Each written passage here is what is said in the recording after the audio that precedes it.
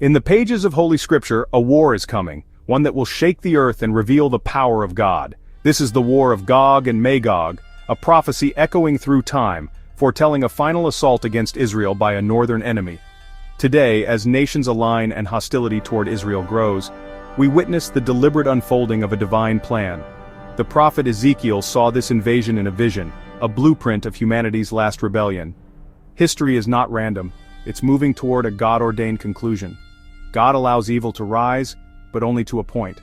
When that line is crossed, his response will be swift and undeniable.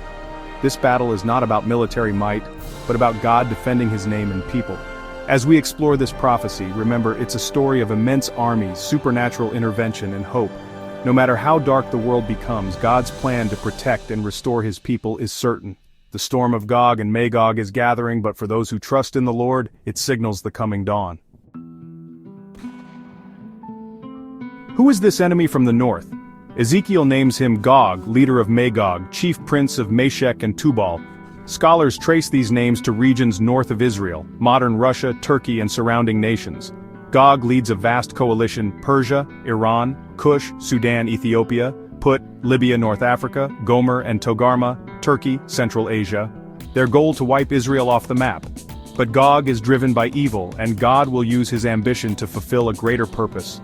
Gog will see Israel at peace and plot an invasion for greed and hatred, yet this evil plan will become the stage for God's glory. The world will witness a divine intervention that cannot be ignored. As Gog's armies descend on a peaceful Israel, the situation seems hopeless.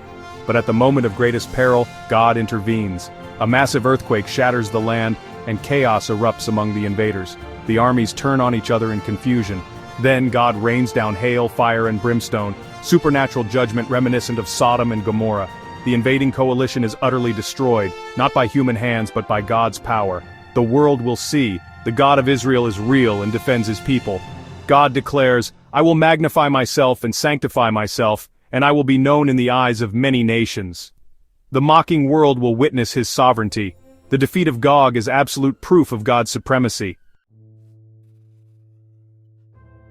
The battle ends swiftly, but the aftermath is immense. Israel will use the enemy's weapons for fuel for 7 years. Burying the dead will take 7 months in the valley of Hamon Gog. This cleansing is both physical and spiritual, a sign of God purifying his land. After this, Israel will know the Lord as their God. A national revival follows, as the people recognize God's mercy and faithfulness. God promises, "I will not hide my face from them anymore." The war becomes the turning point, restoring Israel to an unbreakable covenant with God. Gog and Magog reappear in Revelation, symbolizing the final rebellion at history's end. After Christ's 1,000-year reign, Satan is released to deceive the nations, Gog and Magog now representing all who oppose God. A vast army surrounds Jerusalem in a last act of defiance, but there is no battle. Fire comes down from heaven and destroys them instantly. Satan is cast into the lake of fire forever. Evil ends, rebellion is finished. The great white throne judgment follows, sealing the fate of all who reject God. The story of Gog and Magog is the final proof. God's victory is total, his justice perfect. Evil may rise, but God always has the final say. The end of Gog and Magog marks the dawn of God's eternal kingdom.